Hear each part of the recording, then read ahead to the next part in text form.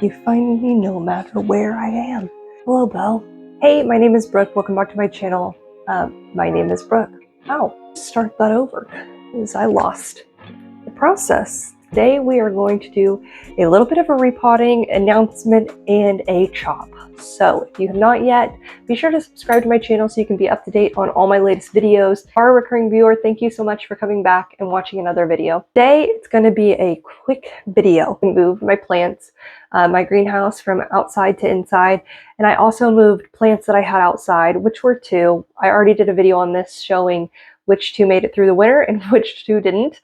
And so I brought those two back in. No, that's a lie. I have one out there still. The tree, I have no idea where I'm going to put it. Figuring that out for a later time. But I did bring my calancho, I think is how you pronounce it, or flapjack back inside. And this guy has grown a lot, as you can see there. These are all new flaps, I don't know. And then it has two new pups down here. So one right here that's larger, and then another tiny guy right there. So technically I could split this and it could be three, but I'm going to leave them together as they are. And so yes, it's done really well. I'm pleased with it. It's doubled in its size, I would say.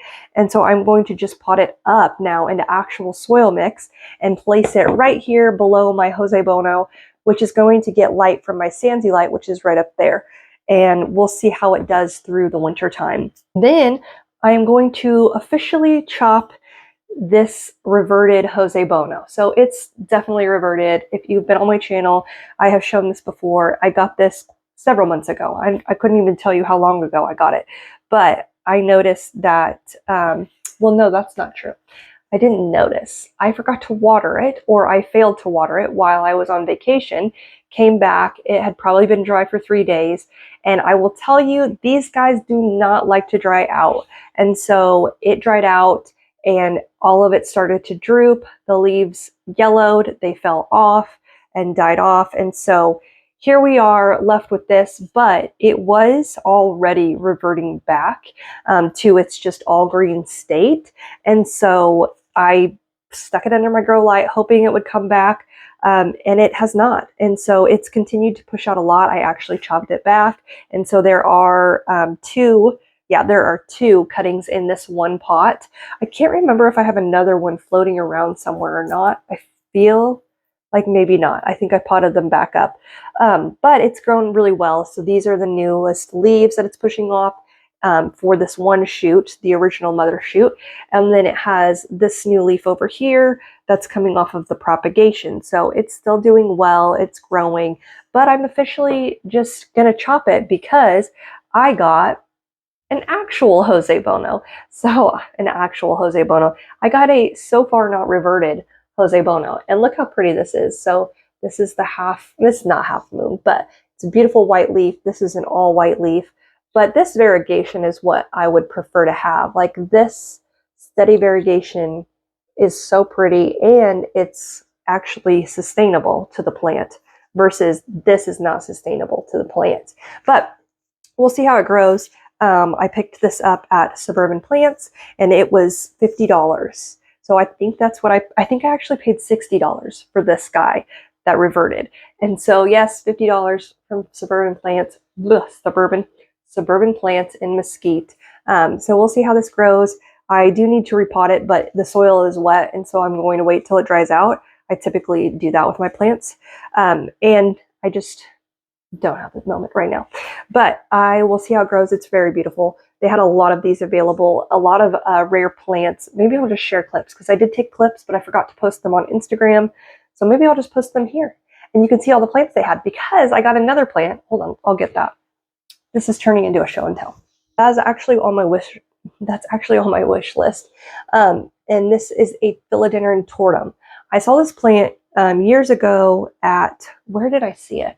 I don't remember where I saw it, but it was really fascinating, weird plant.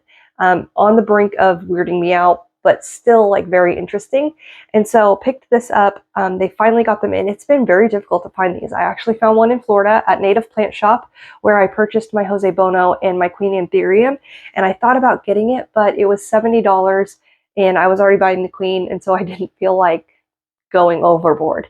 And I just didn't, and it was pretty small. I wasn't feeling like spending $70 on a plant that was really tiny and testing it out. Whoa.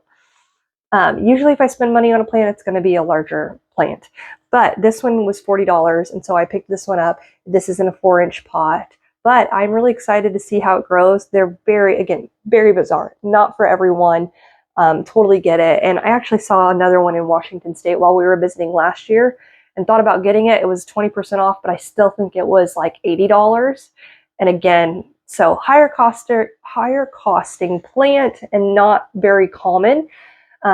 Who has one of these? Queen City Tropicals has a really large one that's very beautiful, and I really would love to get it to that size. So we'll see how it grows and what it likes and prefers. But yeah, this is a tortum, if I didn't say that already. I think I did.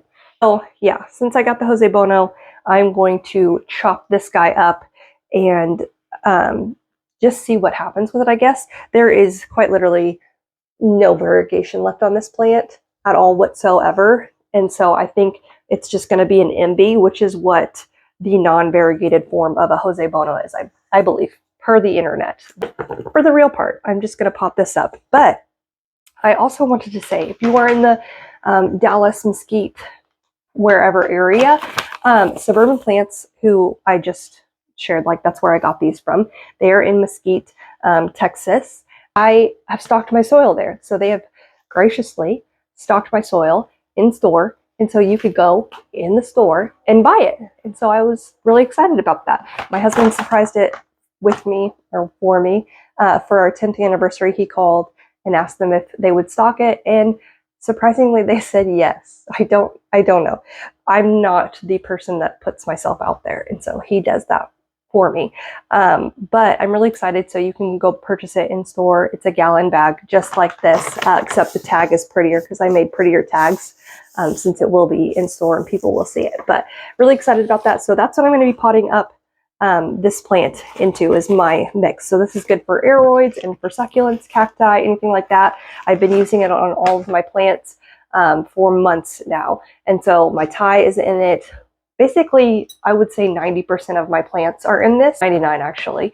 The 1% are either going to be in perlite or plants that I just bought like this and haven't repotted into it yet. But it is a well-draining mix. It has fern tree fiber and vermiculite in it, which tend to hold more water. So it's not going to dry out as quickly as, say, just like a perlite and pumice or coca coir mix. I would say it has some water retention in it, because that was the one thing I didn't like from extremely well drained soils, is it was beginning to be too much. Like I was having to water too much, and I still wanted to keep my soilless peat moss less mix. And so this does not have soil, this does not have peat moss, which can be a problem or a breeding ground for fungus gnats. And so yeah, anyways, you can go pick this up in store.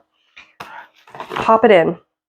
I will say, if you do get this, just give it a good shake or pour it out and mix it well. It is a resealable bag, so you can use that again and just pour it back into it. So there's that.